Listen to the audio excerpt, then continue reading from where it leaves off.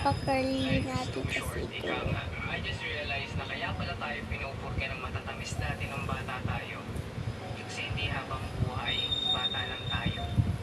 Dahil pag tumanda Ayan, tayo, papa-curly na mararanasan na natin natin yung guys. pahit ng buhay. Isa-isa Lahat ng lang realization na narinig nyo para kanina, madali. applicable yan sa tunay na buhay. Titingnan nyo guys akong tuloy-tuloy. I just realized na lahat ng ginagawa pala ng magulang natin may natin. saysay. May dahilan. Ay, natanggal.